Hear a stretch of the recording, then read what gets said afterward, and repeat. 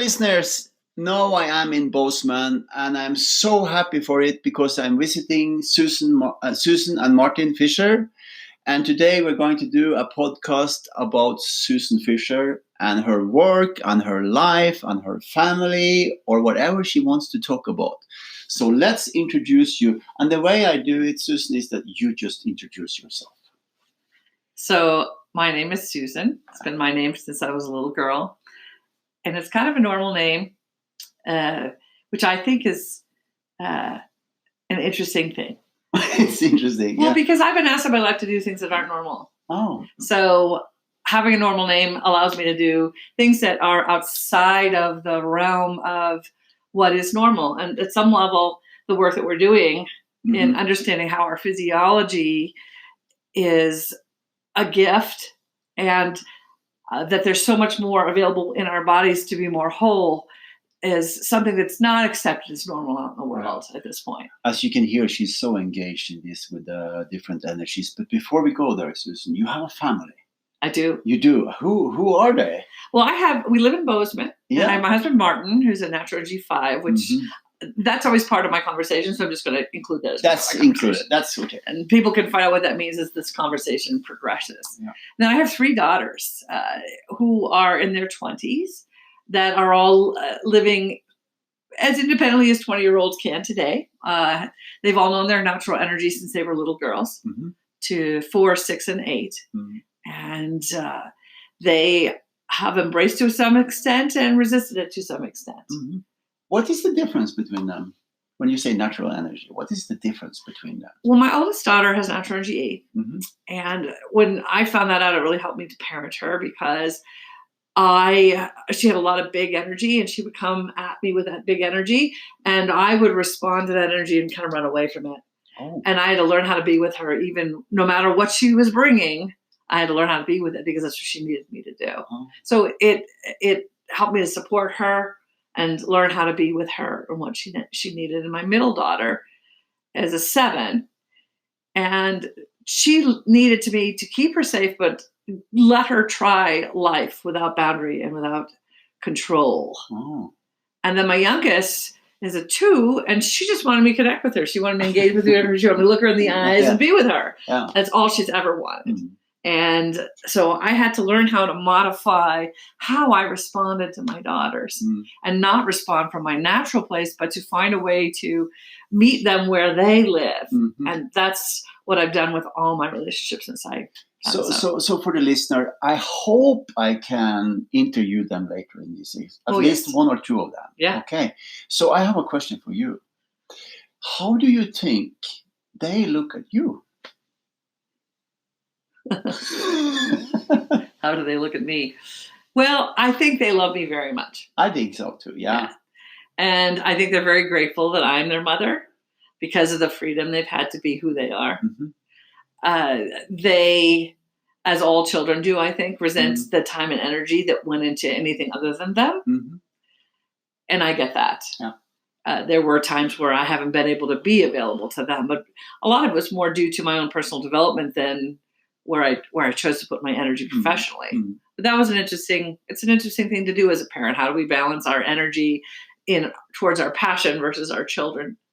So it's a challenge. And then your husband, he's a 5, natural energy 5. How do you think he looks at you? By the way, he's behind the camera now. He's looking at a question mark. He's smiling. Well, I think that it's kind of like a moth to a flame kind of situation between us in a lot of the ways. He just loves my liveness and the how I bring life into our relationship.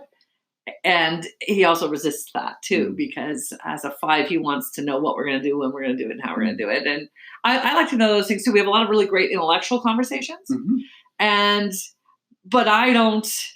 I respond more to what's in the moment, and I don't plan, and I don't hold a very big picture. That's not my nature, and that's his nature. So he support you with that, very much so. Oh, okay. And also he calms me down. So if I get upset or I get going too fast or whatever, I can use his calmness to recenter myself.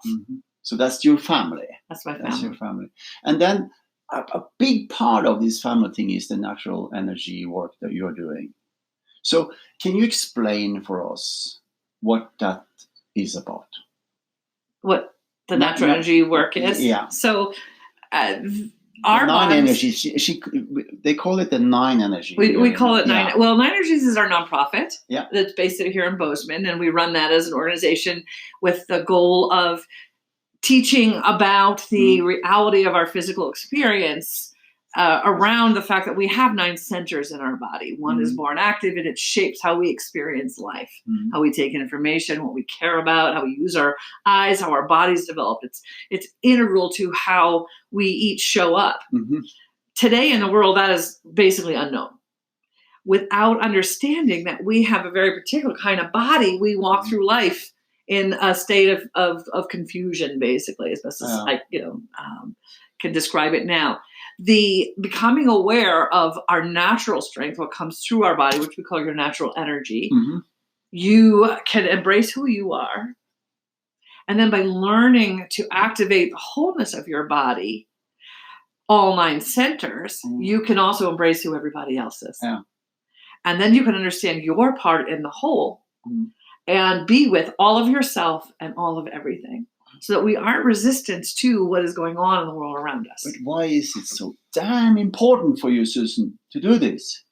Well, for me, it's a calling. It's a calling. Oh, yeah. It's been a calling from the moment I found out about this information. It was like, because it made complete sense. Like, this is how I am. And it gave me permission around being a powerful human. Yeah.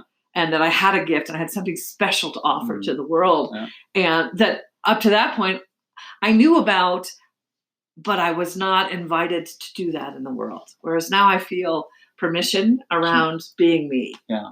So for me individually in my own personal journey, this has been a huge freeing thing. It has also allowed me to understand the importance of relationship in the process of transformation creation. Without others, we can't effectively create. I like the word transformation. How have you transformed? Well, this work has completely changed how I interact with everybody, how I interact with myself, what I believe about myself, how I consciously use my body. So if I get upset and I notice that I'm scrunched down, I just remember, I just lift up my chest. And that's a natural movement that strengthens my being. So your arms and everything is connected to your energy. It is. It's connected. My arms and the tone of my body are connected to my chest, which is where my natural energy resides. That's my most active. Do you see it all the time? Do I see it in others? No, I understand you see it in others, but you see it all the time. Do you pay attention to it all the time? I try to. You go to a coffee shop with me later today, for example. So you just see it in everybody? I do. Do you think it's possible for everybody to see it in everybody? Ultimately, yes, I do. You do. What I experience with it is once a person knows their natural energy, they've had it awakened in their body through the identification process, they change. They begin to change whether they want to or not. And next time I see them, they look more like their natural energy. So if I've identified somebody like at a farmer's market or an event or something where we do our identification, and then I see them 4 or 5 months later, and they come back, if they don't look more like their natural energy, I'll tell them what I think it is, and I'll say, because usually I'll get a hit immediately if they've been identified already, and I'll say, okay, this was your energy. A hit. What is a hit? A sense of their natural energy. But how do you know that inside of yourself? I'm very curious about how do you know, I got a hit. A hit of what?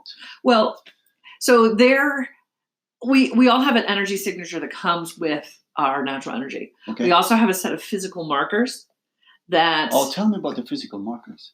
Okay, do you want me to answer that other question No, first? You can do that first. Okay, so the physical markers, the energetic signature, are the things that I will get a hit from. I'll see an arrangement of 4 or 5 or 6 of these things that I look for, and if enough of them are there, it becomes clear. Now, once you've been identified, your body expresses that more clearly out into the world. And so if you run into somebody that has been identified, your body is talking more actively with their body. Oh. So people are communicate through the body. Yes, absolutely. And the experience of being with another person when they know their energy and you know their energy it's just it clears a layer of, it like pulls a veil out between us so that we can be together. Susan is a 6 and you, Morten, is a 3. And that changes our interactions. And the hit comes when all of that comes together. Yeah. So either in the identification process or later when they come back and I see them. But if I've gotten them wrong, they don't look more like their energy and there's confusion in them and I can feel that confusion. Yeah. And then I know I have to work with them again until I get them to that place where it's just natural and flows. So I'm skipping the last question because I forgot it already.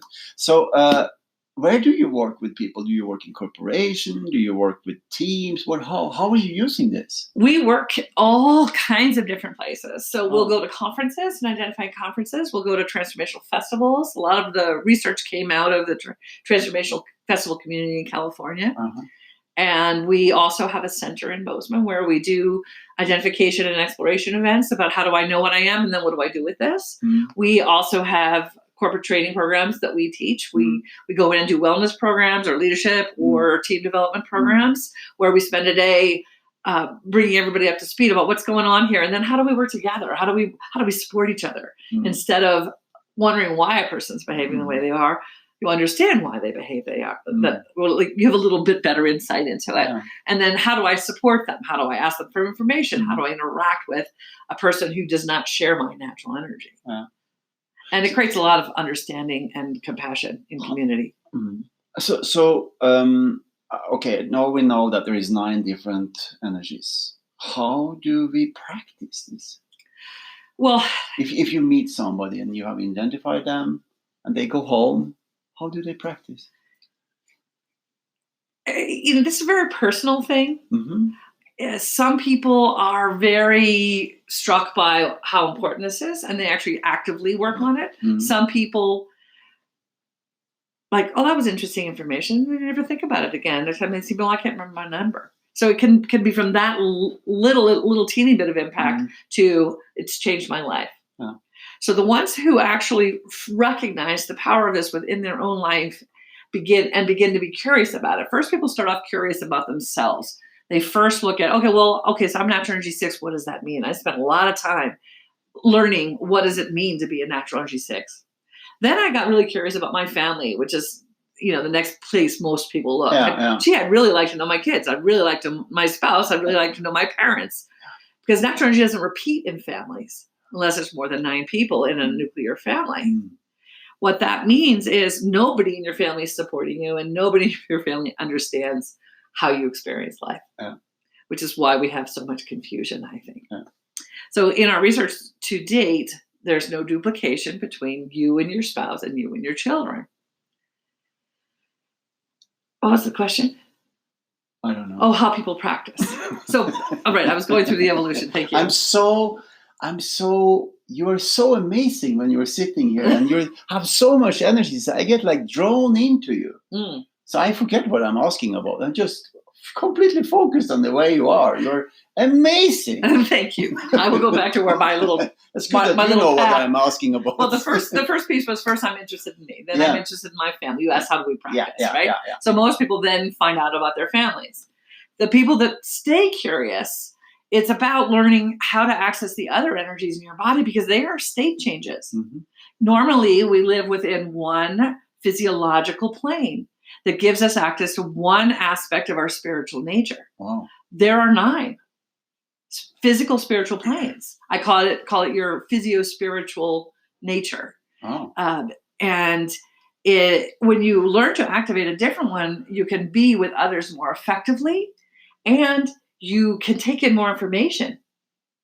But you have to actually practice this because when you open up to another plane, it's like if you've been blind your whole life and all of a sudden you become sighted. Now you have all this information you didn't know. You don't know what to do with it.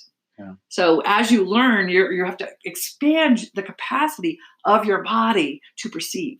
And as you expand the capacity of your body to perceive, you can take in more and more and more. And you can be with more that is out in the world. And ultimately, it's a process of coming to wholeness. When you can be with all those energy centers in your body and use them to be with other, we can now receive everything that's out there and be with it and use it to do something, which is creates a wholeness within self and then within community that is missing out in the world today. Wow. So amazing. And before I forget it, because I'm so drawn into your energy, which is amazing, I would like to if we could give a brief overview from 1 to 9, because we haven't done that in English before. I've done it in Norwegian, but I think this is a really great chance for us to, if you could present from 1 to 9. So natural, I'll go 1 through 9. Yeah. Natural energy ones use the muscles of the throat. They create an activation with the muscles of the throat. If you move your tongue around, you feel these muscles here. So it's a stretching and an opening of the throat.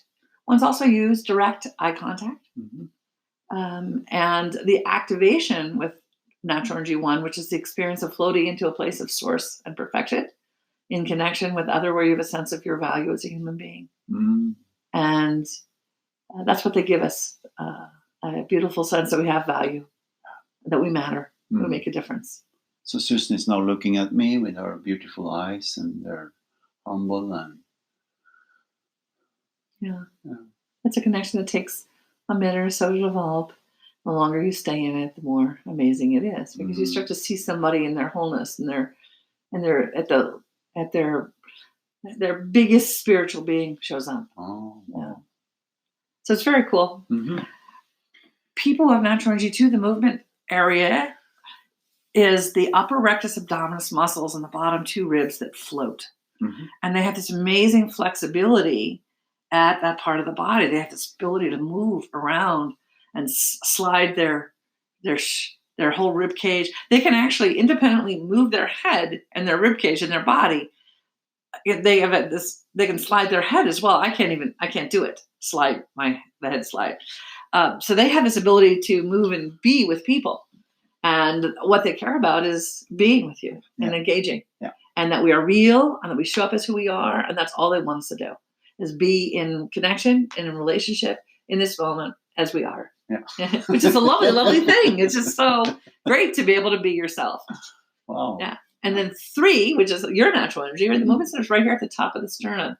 3s have these pokey collarbones that stick out in the front here. The top vertebrae goes underneath the collarbone right here, connects into the manubrium, which is a flat bone at the top of the sternum, and they have this ability to lift that part of the body.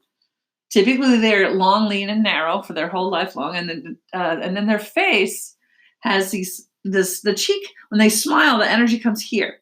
So this goes up, and this comes down, which is a very weird thing to have happen to your face. Also, the smile, you typically see the gum line above the teeth. Oh, so there are more gum lines. Yeah, you see. Oh, wow. Yeah. Now, there are other people that you'll see the gum line when they smile, but 3, it's very typical. Mm-hmm. So we look for the typical physiologies as well as the energetic signature and the ability to hold a posture when we are active, identifying somebody's natural energy. So for 3, it's also about focus. So the posture includes straight, focused arms, broad shoulders, lifted here. There we go. Yeah. And then the smile. And that comes through the connection, which takes about 7 or 8, 9 seconds to actually establish the soul level connection that is then lights us up and inspires our being into action from our best self. Wow. Yeah, it's so cool. What you get to do in the world is so awesome. 4 is about our deep infinite self. The 4s are our shamans. The movement area has the lower abdomen, all the muscles of the low abdomen. And it's in a 4, it's like a bowl that will catch you as you drop deep into our infinite self. So 4s have this ability to bring us into deep connection and acceptance with ourselves in the moment, which creates a very intimate connection. And that intimate connection just there's no sexuality to it, but we are together in a way that we wouldn't be together if we didn't know how to be together that way. But that gets very misunderstood out in the world. How can you create such an intimate connection with so many people so easily? Our 4s get misunderstood that way.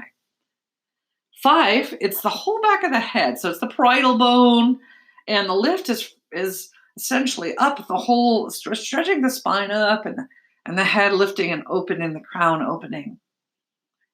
And the muscles of the head kind of pull the crown even more and more open. And 5 is they're scouts. They go out and they scout out what we need to know, what needs to happen. And they go out and they gather the information, they build an understanding, and they come back to us and help us to know where we are. So if we're creating transformation, which is what 5, 6, 7, 8, and 9 are essentially driven to do, is 5 goes out and said, this is what we know so far. This is what was missing. This is where the holes are. This is what the bigger picture is. And so they are about, what do we know right now, and what do we have to learn in order to achieve what we're wanting to achieve? And they are very empathetic. They have beautiful skill around empathy, intuition, and knowledge. So they bring those 3 things together to make leaps of understanding. The rest of us are like, how did you come up with that? Oh. They understand. They can build an understanding from those 3 sources in their body. Cool. I know, very cool. All of ancient natural energies is and they're so different. So different and so important. Yeah. So 6 is expand the intercostal muscles in between the rib cage to create a drum-like structure in the rib cage. So you'll see a lift in their chest that you don't see in others. You see the lift in the 3 chest here, but the 6 chest is it's up and forward from this part of the chest, right at the center of the sternum. The sternum itself will have a flatness to it. Yeah. It's like it's super flat in that center of the sternum, and not all people have that flat sternum like 6s do. So that lifting and expanding creates a flatness and a drum-like structure in the chest, which lets people of natural 6 feel what is happening and make sense of it. So 6 is the receive, make sense of, and then move toward whatever is alive. So they take in the information from community, from the world around them. They in the present moment. So 6s don't actually work to be present. They are present unless they're spinning, like we can all go unpresent. Yeah. But when a 6 is active, they feel what's here right now, what needs to be said, what's the order, what do we need to create. And they have this, as you say, this energy that is magnetic, and you can absorb and use it to move and create. You also have, because you're a 6, you also have incredible drive. Yes, it's a compulsion to keep moving. Creating, moving, creating, moving towards what is needs to happen. Wow. And when we, well, anyway, I won't go into the negative sides of this right now.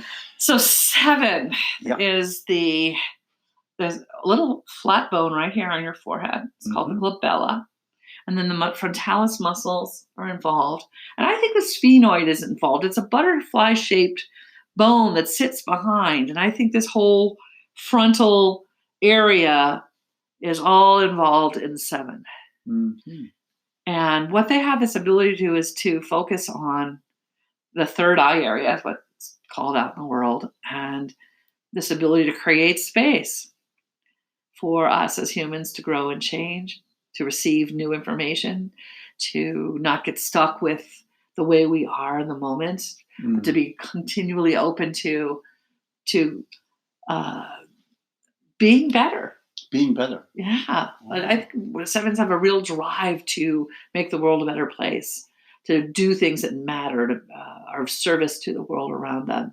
And that there's a compulsion in 7 to do that in whatever way. And that can show up in a really small way or a really big way. So people can have big, giant visions about, I'm going to change the world, the Steve Jobs of the world. And then there's other people who just focus, I'm going to help you. Yeah. Wow. And they give messages, and there's always truth in those messages. And we have a tendency sometimes to shoot the poor messenger, our 7s, but always look for the truth. That's what they really will always tell you the truth, whether you want to hear it or not. And then 8 is on it's the sacrum. So they have a flatness in the back. They have a flatness in their sacrum. Their gluteus maximus, the butt muscles, and the hamstrings are also involved in the activation. So they connect through their lower body to the ground. Their eyes become very resolute. Their jaw gets a set to it. And you feel this understanding of gentleness and power. How do we bring gentleness and power into our experience of life? How do we listen to the incredible knowledge that our bodies are giving us? How do we learn to listen to our bodies?